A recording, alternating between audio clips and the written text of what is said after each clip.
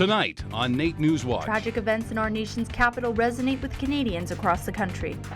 We need to stand together in solidarity when things like this happen. With the Alberta by-election on Monday, healthcare issues in the province became the focal point of the two public forums hosted this week. Good questions and very valid questions, and issues that we need to deal with as a government. And the Stollery Children's Hospital named their champion child of the year. He amazed us every day, and now 4 years later, we feel overwhelmed at what an incredible 5-year-old he has become. NewsWatch starts now. Good evening. It was a shot that was heard across the nation. As a gunman took to Parliament Hill in Ottawa, the feeling of mourning quickly spread here to Edmonton. Flags across the city are flying at half-mast to honor the soldier killed during Wednesday's shooting, as well as the hit and run in Saint-Jean-sur-Richelieu, Quebec. The cenotaph in front of City Hall was guarded by 2 former soldiers, and passers-by got to pay their respect. It's nice to see that people realize that we need to stand together in solidarity when things like this happen. And we need to unite as Canadians, sharing the same platform of peace. So that's how I see us Canadians just joining together at this time and being Security precautions were taken around Edmonton, including cancellations of tours at the legislature. At a local military ceremony earlier this week, we were reminded that in order to look forward to the future, we have to remember the past. Edmonton celebrates its bond of friendship with Bergen op Zoom in the Netherlands, which was liberated by members of the South Alberta Regiment in 1944. And with the people who need us. So people call to Canada, Canada responds. We're a nation of good people. And our history is exactly that. So it's important to remember that we do good in the world, and the men and women in uniform are the instrument by which Canadians do that good. Bergen op Zoom's flag will be flying at City Hall until October 28th, and members of the South Alberta Light Horse are in the Netherlands for similar ceremonies of remembrance. NAIT NewsWatch, the next generation of news. Alberta voters will have the chance to elect 4 new MLAs this Monday. The provincial by-election has 1 MLA position up for grabs in Edmonton, where ex-mayor Stephen Mandel is facing off against 5 other candidates in the White Mud riding. Our Danielle Anselmi joins us live from our news center with more on that story. Although only 4 seats are up for grabs, this election could be pivotal for the PC party, as a loss in Edmonton would trigger the removal of Stephen Mandel's position as health minister and signal more changes in Alberta's political landscape. 2 public forums were held in the White Mud riding this week, with almost every question revolving around healthcare. This election is about healthcare. Albertans deserve better. Mandel is being criticized by the other parties for not having enough health-related experience to be health minister. The ex-mayor also struck a nerve with the other candidates when he was noticeably absent from the forum on Monday. And he just wasn't there, and I just can't believe it, to tell you the truth. I think that's just not very classy. However, he was present at the packed forum on Wednesday. The ex-mayor was put in the hot seat when it came to questions ranging from hospital bed shortages to private health options. Oh, I knew I'd get picked on. That wasn't an issue at all. I've had it happen before, and probably have it again. Edmonton White Mud has been represented at the legislature by Conservative every election except twice in its history, seemingly making the odds tilt in their favor. However, by-elections tend to not favor the current governing party, as voters may use it as a referendum on the government itself. Those who are going to be voting are those people who are motivated to make a point, and that will be people who disagree with the direction that the government is taking us. The U of A's political science department chair predicts a low voter turnout. However, if the percentage ends up being higher than expected, it might not bode well for the current party. Advance polls opened on Wednesday, and some voters had very clear feelings on what swayed their vote. There were some real issues that I have, mainly healthcare, that I'd like to see addressed. We'll see whether the government can finally get a handle on its spending and also the infrastructure. And, Mr. Mandel, I hope you do not get in. Thanks. Voters with strong opinions such as those could ultimately be the deciding factor in which party holds a seat in the legislature next week. So, Danielle, has there been any talk of potential vote splitting with the parties who are trying to unseat the PCs? Well, an audience member in the forum on Monday asked the candidates if any of them were willing to support one another in order to avoid such a split.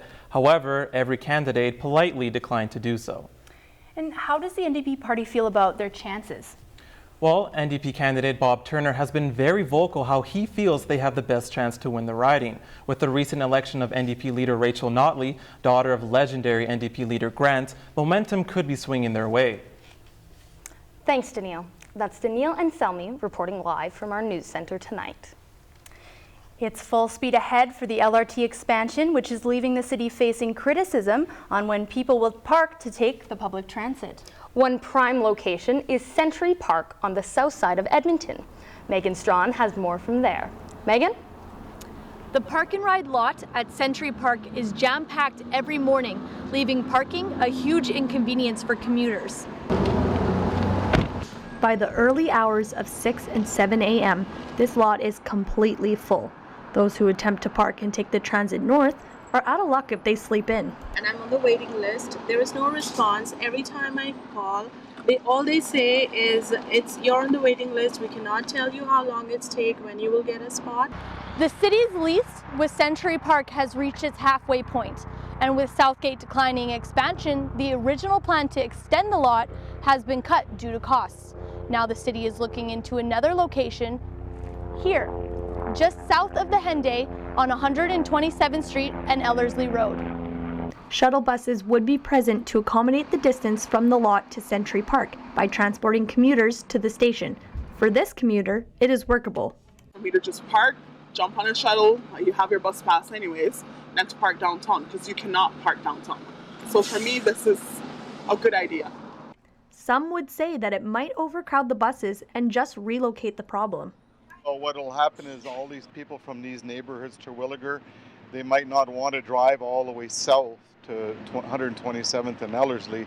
They'll just come on to these neighborhood buses they know they're coming to the LRT. At this point, details are still vague about the new park and ride, but for the 1,200 drivers that use this lot daily, they may be hoping that the city will ensure a more convenient solution.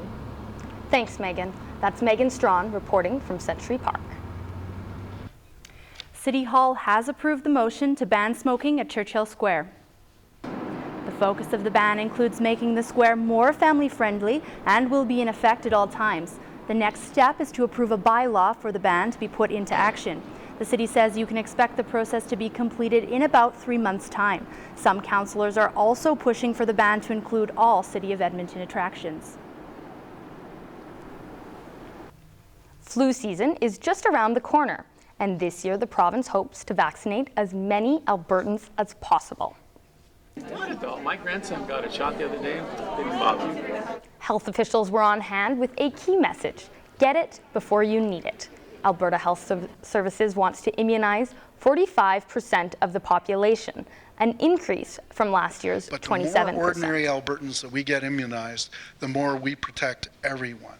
We do this to protect ourselves, but we do it to protect one another as well.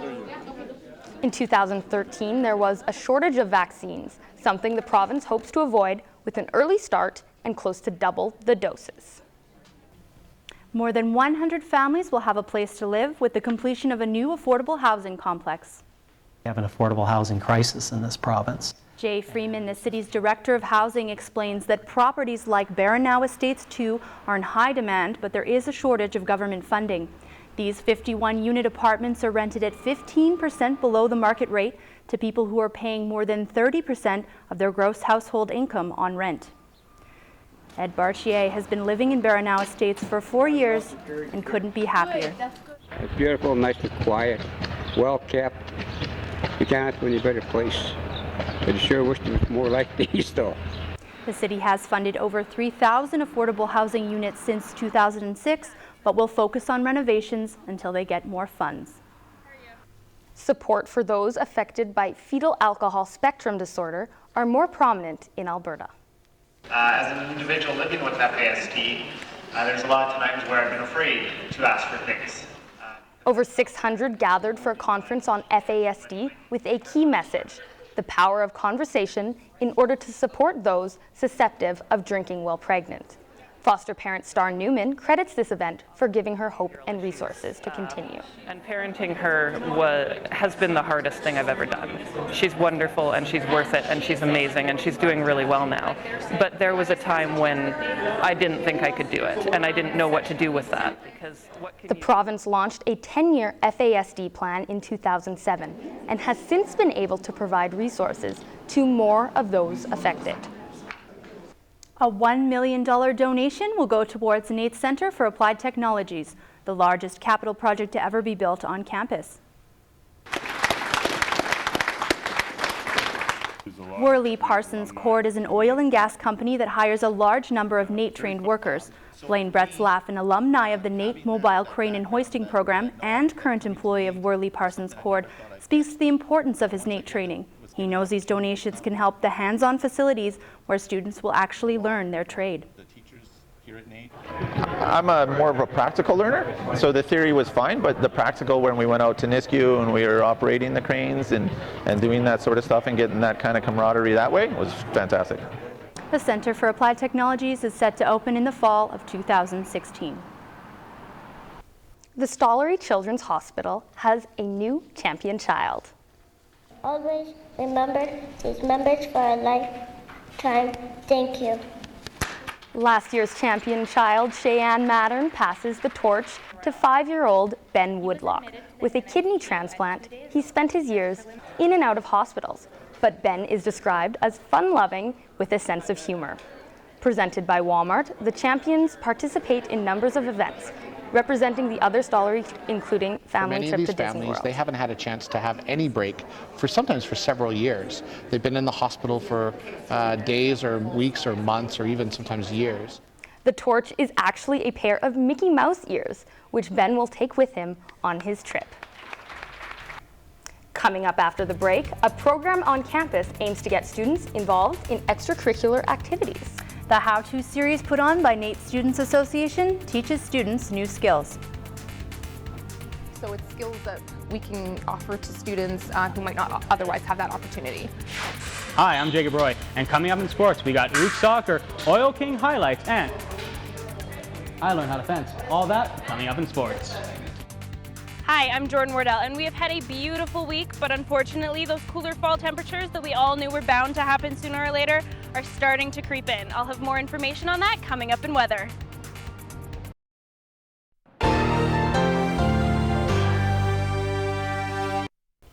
We were lucky to start the week with temperatures in the 20s. Yes, we managed to stay pretty warm all week. Jordan Wardell will join us and tell us if we will stay this lucky into the coming week. I hate to be the bearer of bad news, but it looks like those cooler autumn temperatures are finally starting to catch up with us. Looking at Calgary, we start with a low of 4 and warm up to about 10 degrees in the afternoon, and it looks like they may be getting some showers as well. On to Jasper now. They are waking up at about -3, so pretty chilly, and they warm up to about 2 degrees in the afternoon, and it looks like they're going to get some showers as well. On to Fort McMurray now. They are waking up to about -3 as well, warming up to about 2 degrees, but it looks like they're getting some snow this weekend. On to Edmonton, we are a bit warmer. We're waking up to about 2 degrees, warming up to about 6, but we are going to see some rain. On to our averages now. We are about on par with our averages, so -1 for the low and 8 for the high, so not too bad for this time of year. And on to our records. 21 we did hit on Monday, and that was from 1904. And then a -25 from 1939, so at least we aren't seeing temperatures that low yet.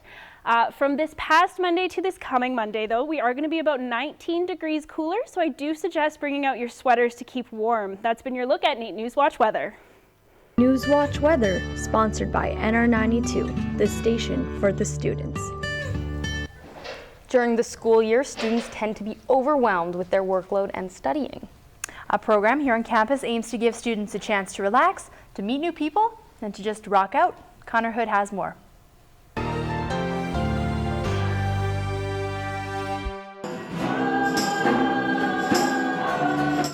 When the school year starts, it's hard for students to find time to take a break from their studies. The NAIT Students Association has made the How To series as a way to reduce some of that pressure. Some of the events include teaching students how to cook, dance, paint, and most recently, learn how to be a rock star.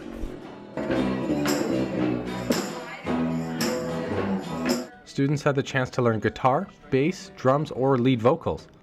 Mike Allison, a power engineer student here at NAIT, felt that using music, combined with a new opportunity, was a great way to get out of the classroom and loosen up. I think you need to relax a bit, like take your mind off midterms, and I think it's important to get involved with school to meet other people and other students and just open your network a bit. Although most of the events have an element of entertainment, such as decorating a cupcake or learning how to cook Italian food, some do develop long-term skills, such as building a resume, interview skills, or preparing a budget. Really important that we create activities and events that are opportunities for students to get involved in lifelong learning and skill development. The How to Be a Grown-Up series was developed for students who don't have that as part of their regular coursework. For more information on each event, future dates, and how to sign up, visit naitsa.ca. Connor Hood, NAIT NewsWatch. Now we go to Jacob Roy for sports. So Jacob, the men's OOCs, the men and women both ended on soccer team on highlight. Yeah, that's right. The OOCs, NAIT will be hosting the women's soccer championships this weekend too. The NAIT's men and soccer club are both on top of their divisions, and they are prepared for the next step. The men's team finished the season on a high note by defeating King's College 6-0. The men's ended their season with 7 wins, 1 loss, and 2 ties. OOCs captain Monty Haynes knows him and his team are prepared going into provincials. Going into provincials, we just want to keep what we've built up all season, keep that going, and hopefully come up with the W and go into nationals on a high note. The girls ended their season with an undefeated record of 10 wins and 0 defeats. NAIT will be hosting the 2014 ACAC Women Championships, and the ladies are prepared. Before Canada played the Japanese today in the Women's FIFA Cup, a bunch of young girls got to meet a special visit on Wednesday. 80 high school girls gathered at the Commonwealth Fieldhouse to participate in a training session with Canada's goalkeeper, Aaron McLeod. After being all over the world for soccer, McLeod is happy to be in her hometown for the Women's FIFA tournament. She was excited to come down and give back to her home city. I think it's important for young kids from this area to realize, I've come from here, there's people that have come from all over Canada. After answering questions, signing autographs, and taking photos, it was all smiles for the young girls who got to meet one of Canada's finest athletes. The Edmonton Oil Kings played the Lethbridge Hurricanes this week, but this game was between the 2 goaltenders. This game was all about Tristan Jarry and Stuart Skinner. Starting the first period, Oil Kings' Brandon Ralph slaps the puck above the circle, but Skinner is there to make the save. Later in the first, Brandon Baudick goes around the net and passes the puck to Brett Pollock, but once again, Skinner shuts him down. No goals at the end of the first. We will skip the second period and go right into the third. 2 minutes into the third period, Tyler Wong dekes Jarry and scores the first goal of the game. But 11 minutes later, Andrew Coop would pass the puck to Tyler Robinson, and that would tie the game up. That takes a spot on the Dean's list. We would go into OT, but no one would capitalize, so this game went into a shootout. Lethbridge second shooter Jamal Watson came in and deked Jarry out and went through the 5-hole. Last chance for the Oil Kings as Edgar Kulda went wide, but Skinner was there to seal the deal. This was the Oil Kings' first shootout of the season, and head coach was pleased with his goaltender as he kept them in the whole game. Well, Jars was the reason we were still in the game, plain and simple. He was the best player on the ice for us tonight. For most athletes, they need funding to help them get to the next level. But in some sports, it's hard to find funding or sponsors. Marissa Ponich is one of Canada's top fencers. She trains at the Sergei Saber Club here in Edmonton.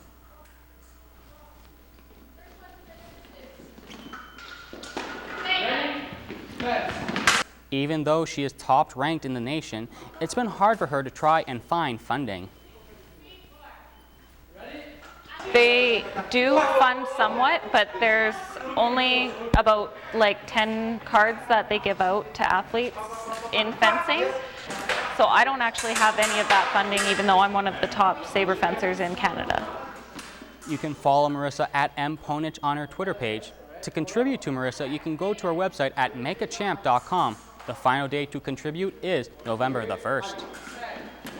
For my end zone challenge, I wanted to try something that brought me back to my childhood days. Back then, I liked knights and swords, so I thought, why not try fencing? Rewind and take 2. Fencing is a sport with a lot of legwork, but fencing is like chess. You're trying to figure out your opponent's moves while attacking them. So before I actually started training, I needed to put on the proper equipment, which included the jacket, the helmet, glove, and saber, or sword. My instructor Andrew showed me all the proper steps and moves when attacking and defending. Enter your guard. Okay. Yeah, better. Good. Same thing now. This side here with the edge, right in this portion around the pack. Yeah. Very good. Excellent. Yeah, good. First, he showed me the proper steps in fencing. So since I was right-handed, my right leg would be in the front, while my left would be in the back, not pointing straight, while I'm in a squat position. Once I had the steps mastered, Andrew taught me the proper ways to attack and defend myself. Once I got all the moves right and my footwork was better, I put on the GoPro and I had my first match. Before we started, we saluted each other and the ref, and then we began. I've played many sports before, but when I was fencing, I definitely needed to use more of my mental game than my physical game. After the match, we shook hands. First time fencing, biggest thing is you always want to be aggressive. Okay. And you were doing pretty good with that, so. Lots of people struggle with that. So ladies, do you think I'm good enough to be in the movies now? Jacob, I think you did fantastic. And I think you just need a little bit more practice and then you'll be ready to hit the big screen. I mean, you did take on an Olympian your first try. That's pretty impressive already, so. Thank you. Thanks, Jacob. Coming up after the break, Carly and I headed down to Bike Works South. We learned some of the basic skills and knowledge you would need to be able to fix your bike. Where we really do encourage that hands-on learning. A lot of the times, as a patron, you'll come in and you'll be learning with the volunteer, so it might be something. I'm Connor Hogg. Coming up in entertainment, I'll take you to the Jubilee Auditorium for a new production of The Barber of Seville, to the Winspear Center for a special presentation of the 1925 film The Phantom of the Opera, and if you're not too scared, on a ghost walk through Old Strathcona and through the many mazes of the Pennywise House of Horrors. Hair services provided by Salon and Spa Rocks. Welcome back. This week, Carly and I got our hands greasy. We visited a local shop that allows commuters to learn how to fix their bikes for free. North and South Bike Works are part of the not-for-profit Edmonton Bicycle Commuter Society. Katie and I helped to fix this bike's gear system for a local rider with the help of Executive Director Chris Chan. The atmosphere is really relaxed and it really is a community space. So we even host a lot of events at our shop, just other groups come in the evenings and use our space. And we really encourage that kind of collaborative community work. So it's Edmonton Bicycle Commuter Society events can be found online at edmontonbikes.ca. With Halloween right around the corner, haunted houses and ghost walks are growing even more popular. Connor Hogg has all that and more coming up in entertainment.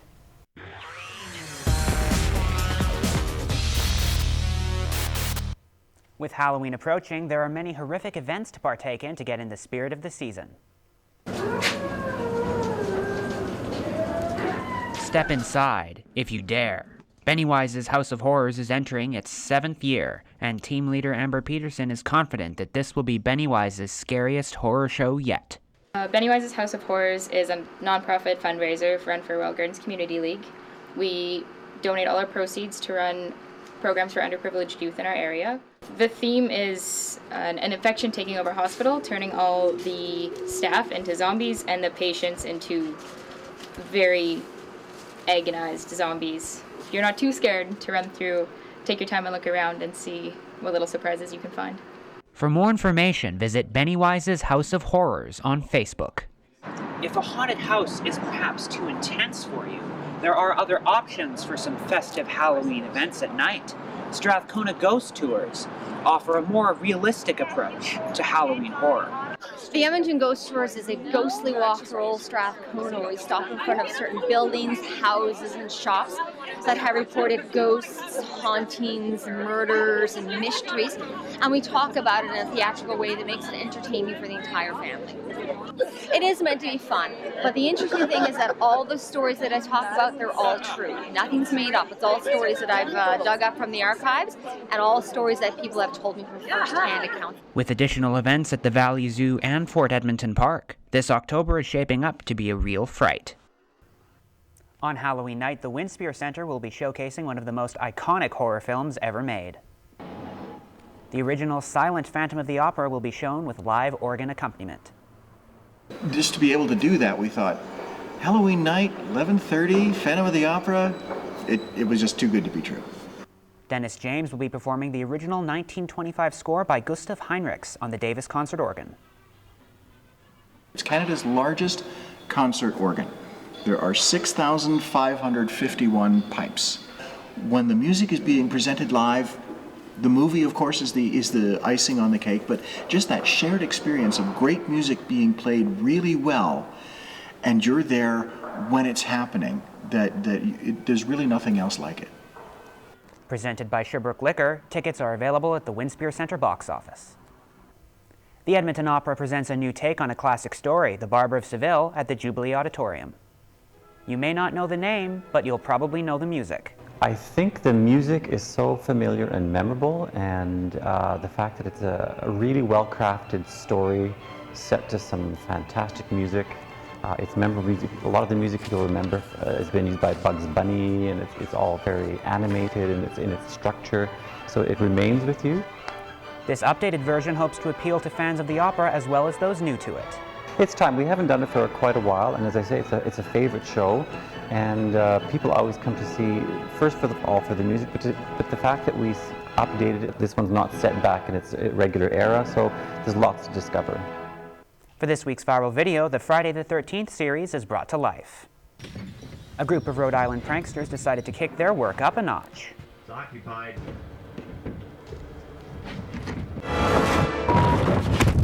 No one escapes unscathed, whether it be during a nighttime camping trip or even while on a pier, usually only dangerous in actual horror movies.